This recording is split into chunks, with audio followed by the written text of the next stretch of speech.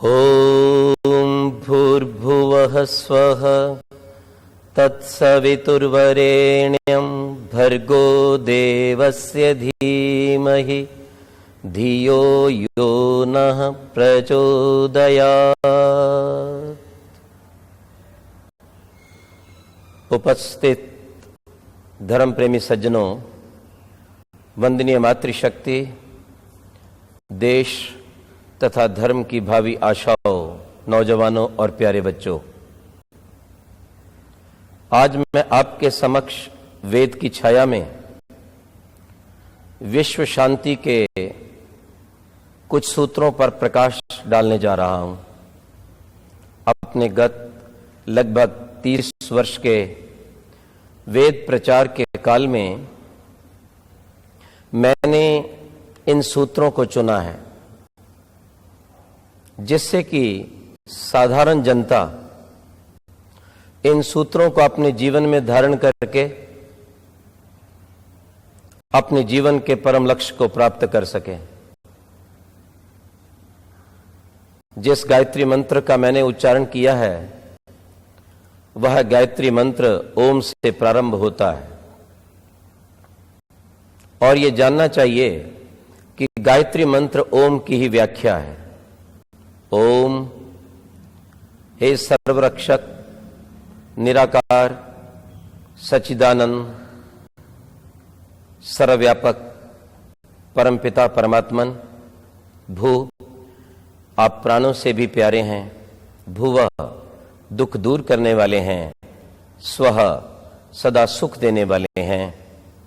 तत्सवितुर, आप इस संसार की रचना और उसका पालन करने वाले हैं। वरेण्यम, आप अत्यंत वरने योग्य हैं।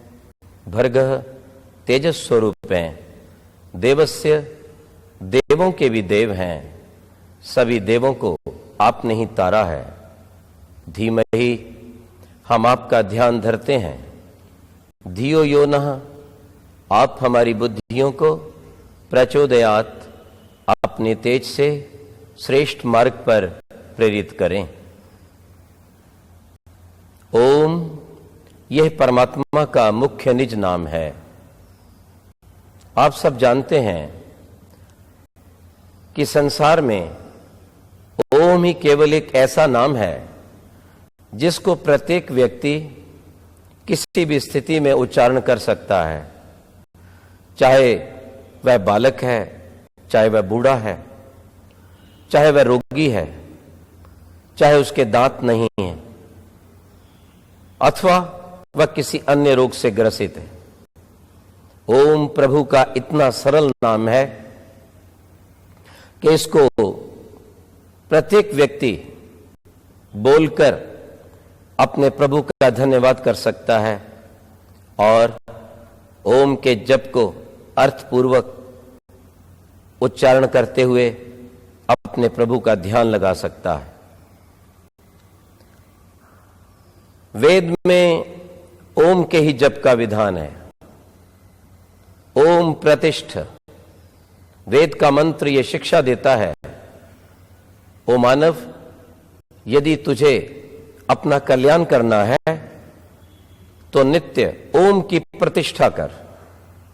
अपने जीवन में ओम को स्थापित कर। ओम की सदा धारणा कर। अपने जीवन में कार्यों को करता हुआ ओम को मत भुला। यदि व्यक्ति संसार में आने के पश्चात अपने कार्यों को करता हुआ ओम का भी स्मरण करे, प्रभु का भी ध्यान रखे, तो मैं ऐसा समझता हूं वो संसार में आकर दुष्ट कर्मों को करने से बच सकता है। वो अपने जीवन के लक्ष्य को प्राप्त कर सकता है। अपने श्रेष्ठ कर्मों के द्वारा वो अपने जीवन को निरोग बना सकता है, मन को शांत बना सकता है और अपने परिवार, समाज, राष्ट्र को भी शांति प्रदान कर सकता है। ओम जहां वेद में आया है वहां उसके साथ साथ ब्राह्मण ग्रंथों में आया है।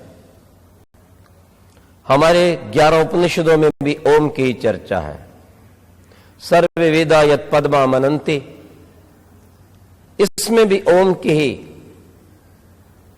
भावना भरी हुई है कि हमें सदा ओम का ही जप करना चाहिए, उससे श्रेष्ठ और कोई जप नहीं।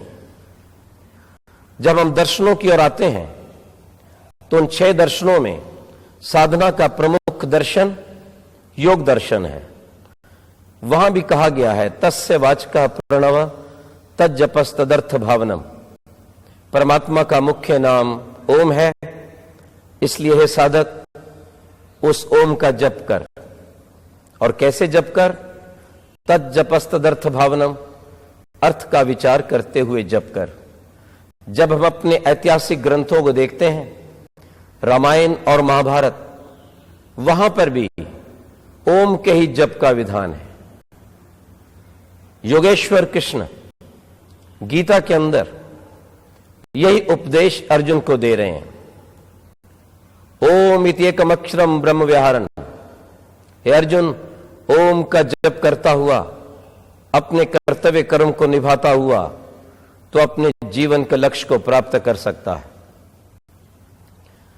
इसलिए वर्तमान के संसार में यदि हमें मन की एकाग्रता चाहिए, यदि हमें योग की सिद्धि चाहिए, तो हमें ओम का जप करना चाहिए। कुछ व्यक्ति शंका करते हैं ओम का जप ही क्यों?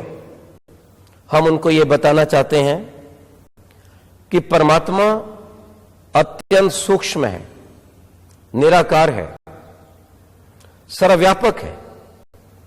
परमात्मा हमें प्राप्त है, पर फिर भी हम उसका दर्शन नहीं कर सकते, परमात्मा का अनुभव नहीं कर पाते। क्यों? क्योंकि हमारी चित्त की वृत्तियां रास्ते में बाधक है। जब तक हमारा चित्त एकाग्र नहीं होता, तब तक परमात्मा जैसे सूक्ष्म विषय को पाना कठिन है। एकाग्र, इस शब्द का अर्थ भी यही है, जहां पर आगे केवल एक ही रह जाए और कोई शेष ना रहे, कोई विचार ना रहे, कोई व्यक्ति ना रहे, केवल एक ही आगे शेष जहां रह जाता है, उसे ही एकाग्र कहते हैं। इसलिए यदि हमें शीघ्र ही आत्मा के आनंद को प्राप्त करना है और उसके लिए चित्त को एकाग्र करना है, तो परमात्मा के सबसे सूक्ष्म नाम ओम नाम का जप करना चाहिए। ओम, इसमें एक अक्षर पूर्ण है और उसके साथ म हलंत है। चित्त की वृत्ति को ओम एकाग्र कर देता है। इसलिए एकाग्र करता है कि ओम के ऊपर आकर जब चित्त की वृत्ति टिक जाती है तो और शब्दों का विचार समाप्त हो जाता है, और शब्दों का समाप्त हो जाने से विचार, मन कुशाग्र हो जाता है, सूक्ष्म हो जाता है। और जैसे ही मन सूक्ष्म होता है, अन्य विचारों से शून्य होता है, वैसे ही सूक्ष्म परमात्मा को वह मन पकड़ लेता है। ध्यान रखेंगे आप। मैं आपको एक उदाहरण देना चाहूंगा। हम बैठे हुए हैं, बैठे बैठे हमें कहीं से एक बहुत सूक्ष्म किसी अच्छे भजन की तरंग सी सुनाई दी। हमने देखा वो भजन बहुत ही प्रिय है, मधुर है, हम उसे सुनना चाहते हैं पर सुन नहीं पाते। कारण कि बाहर इतना शोर है कि थोड़ी देर में ही उस भजन की वो लहरी समाप्त हो जाती है। हम जिधर से भजन की आवाज आ रही है, हम उधर 4 कदम बढ़ते हैं। जब बढ़ते हैं, कुछ आवाज सुनाई देती है, फिर हम रुकते हैं, क्योंकि कुछ शब्द सुनाई दिए और फिर चले गए। वो भजन के शब्द ठीक सुनाई दें, हम रुक जाते हैं, अपने हाथ और पैरों को रोक लेते हैं, फिर आंखें बंद कर लेते हैं, थोड़ी देर के लिए अपने कान को उधर लगाने का प्रयास करते हैं, अपने मन को एकाग्र करते हैं, तब हम क्या देखते हैं, कुछ भजन के और शब्द हमें सुनाई देते हैं। ईश्वर को प्राप्त करने का और समाधि को सिद्ध करने का यही ठीक और वैज्ञानिक उपाय है, और इसका मूल है ओम का जप। ध्यान रखिए, इसलिए जब भी आप साधना में बैठें, ध्यान करें, तो गायत्री मंत्र का उच्चारण तो करें, परंतु उस पूर्ण गायत्री मंत्र को ओम में ले आए। ओम भू, ओम भुव, ओम स्वः, ओम सविता, ओम वरेण्यम, ओम भर्ग, ओम देवस्य, ओम धीमहि, ओम प्रचोदयात्।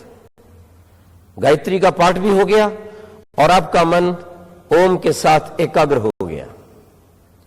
प्रारंभ में अभ्यासी को यह चाहिए कि थोड़ा बोल करके जप करे, क्योंकि जब अपने कान उस जप को सुनते हैं तो बाहर की तरंगों से मुक्त हो जाते हैं, और अपने ही ओम की ध्वनि को सुनने के कारण वो मन बाहर नहीं जाता।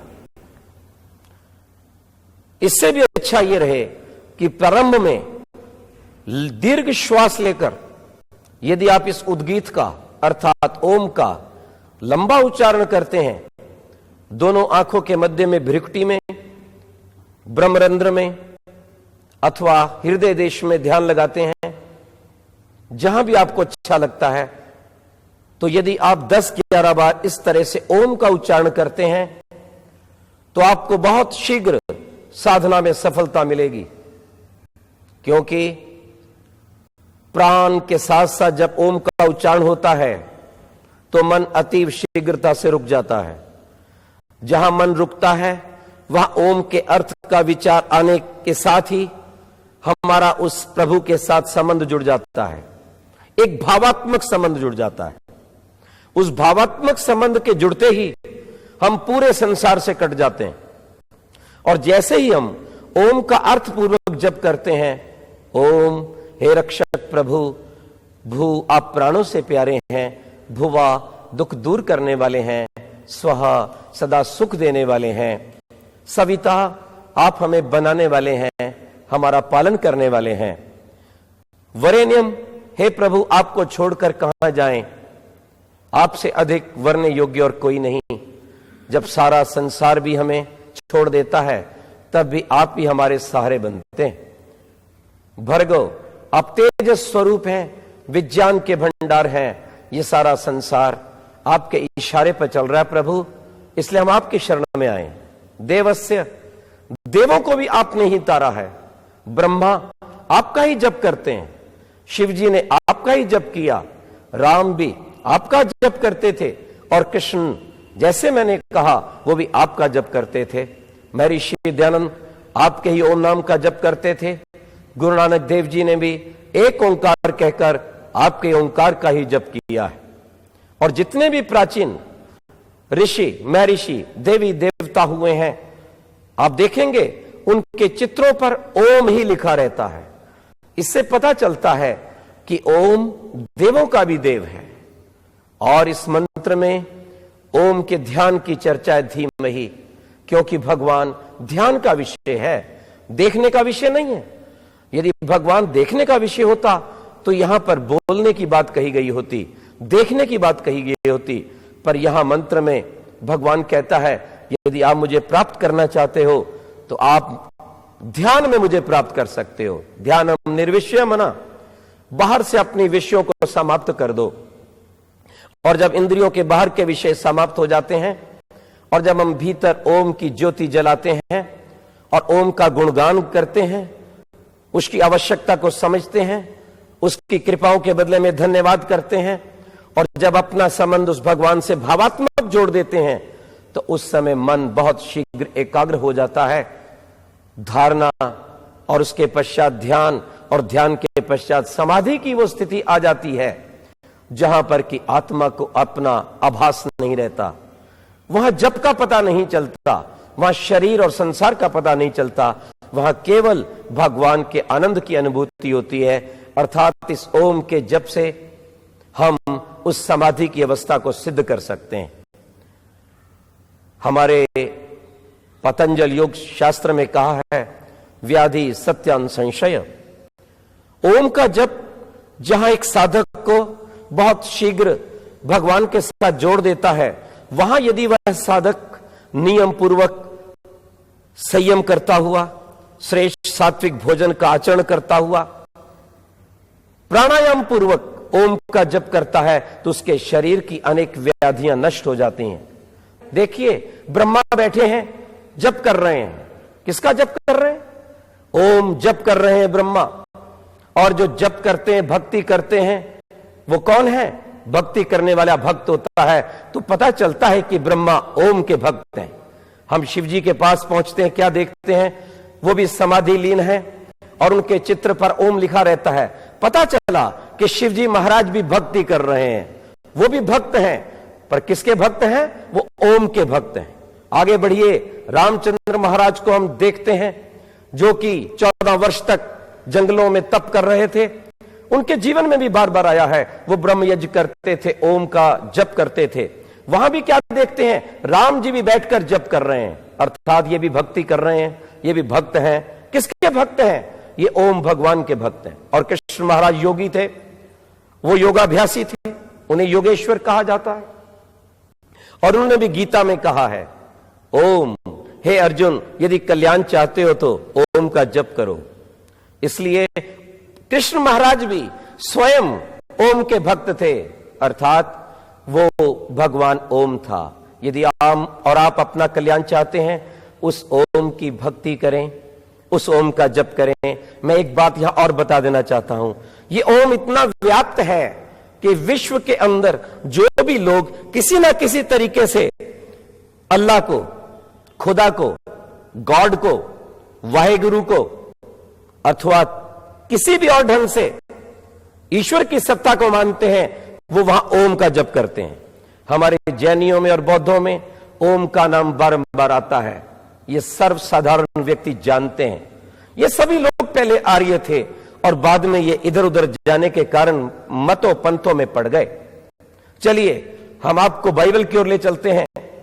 बाइबल के अंदर भी जब हमारे पादरी अपनी चर्च के अंदर कोई कार्यक्रम देते तो कहते आमीन, ये भी ओम का ही विकृत रूप है। कुरान के अंदर तो अनेकों बार अलिफ लाम मीम आया है, लाम वाह हो जाता है और वाह ऊ हो जाता है। अरबी भाषा के व्याकरण के अनुसार वो भी ओम है और वो भी अमीन आमीन कहते हैं। चलिए एक और बात आपको बताऊंगा, आप प्रसन्न होंगे। जापान से आने वाली गाड़ी आपने देखी होगी, मारुति वैन, उसके सामने लिखा रहता है ओमनी, अर्थात वो भी ओम को मानते हैं। यदि ये सब लोग एक ओम को मान लें, सर्वव्यापक ईश्वर पर विश्वास करें और अपने आप को ईश्वर का पुत्र जान लें, तो संसार के सारे विवाद समाप्त हो जाते हैं। हम इस तरह से ओम का जप करते हुए अपने जीवन को स्वस्थ बना सकते हैं, अपने मन को शांत बना सकते हैं, अपनी आत्मा को आनंदित बना सकते हैं और अपनी इस धरा को शांति से युक्त एक बना सकते हैं। प्रभु सबको ऐसी बल बुद्धि शक्ति दे कि वो ओम का जप कर सकें। ओम शांति शांति शांति।